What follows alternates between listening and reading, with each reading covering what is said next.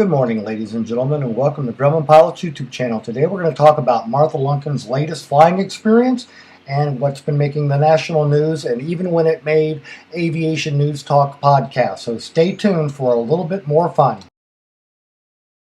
So we'd like to have you subscribe to our channel. Please hit the like button and notify so you can stay current with our latest content. Well, I'm sure you've heard by now that Martha Lunken flew under a bridge, the Jeremiah Morrow Bridge in Ohio, and no, she didn't cause all that damage, but it did have some outcomes. Let's hear about them.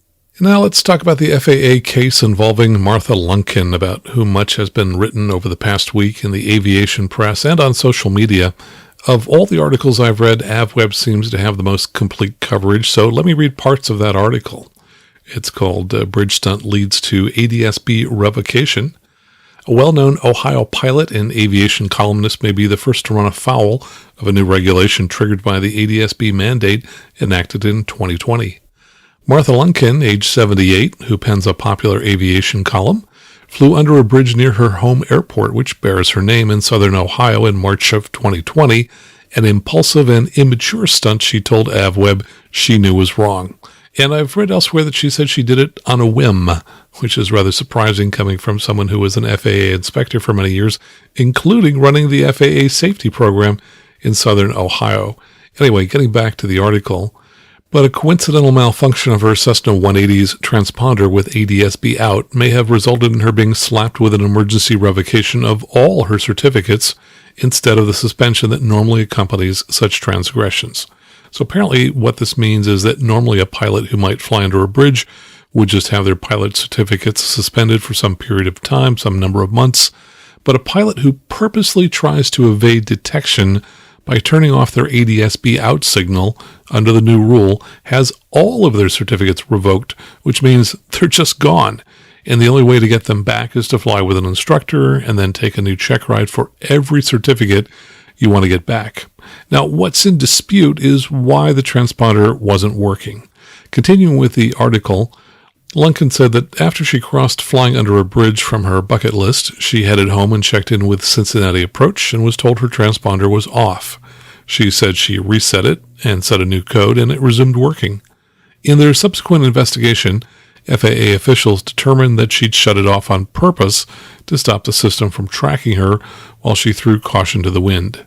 Lunken, a longtime former FAA safety inspector and veteran flight instructor, vehemently denies the charge. "I know what I did in that cockpit, and I did not turn it off," she said.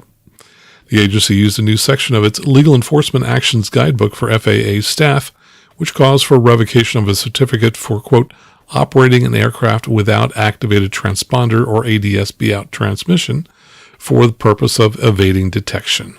The section was added in a package of other amendments in January of 2020, just after ADSB became mandatory in most controlled airspace and about 2 months before Lunken's flight.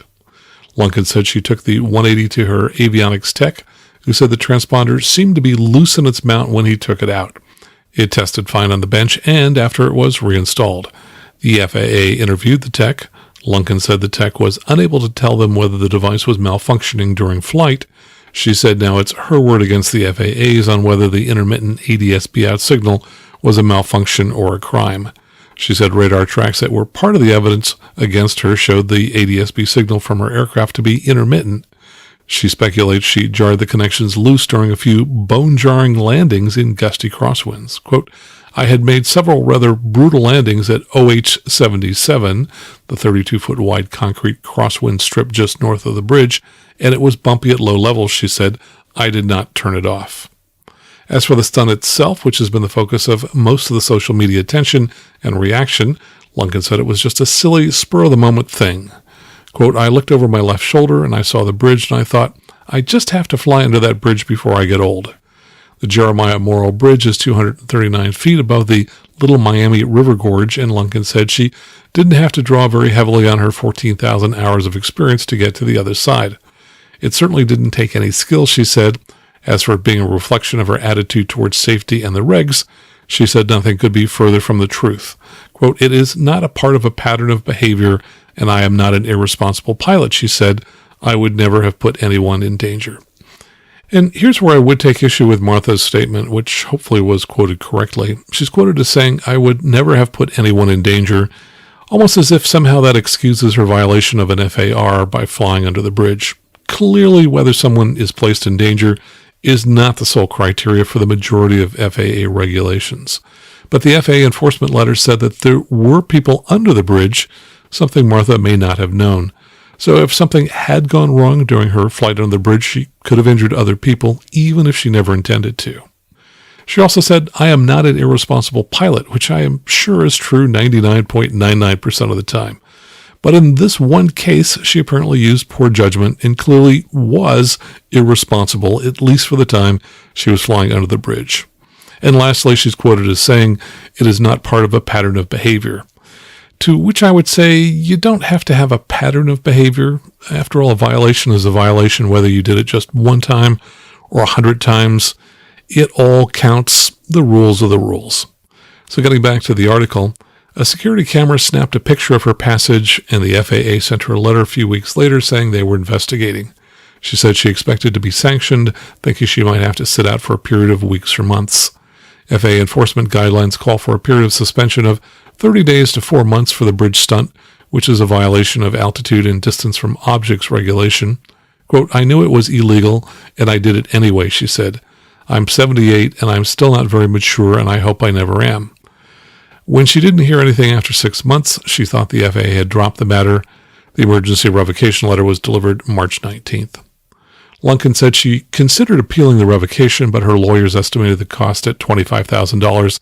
Instead, she's spending her time watching from the ground while others fly and hitting the books to reclaim her private pilot certificate. Revocation cancels all certificates and ratings, and she had an ATP, and she has to start over to get back in the air. So far, it's been an eye-opener as she studies for the written. Quote, "A lot has changed in 60 years, she said. Normally, a revocation prevents the guilty party from taking flight training for a year, but her team negotiated a 3-month reduction. Well, there's a cautionary tale for you folks. So we hope you found all this useful and informative. Thanks for watching, and have a great day flying your Grumman.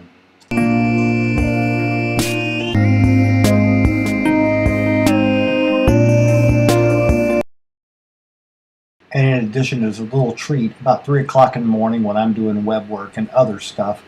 Here's my cat coming down, playing with a mouse and meowing and just having a good time with me in the wee hours of the night. So I thought I'd throw this into you as a little treat. Y'all please enjoy.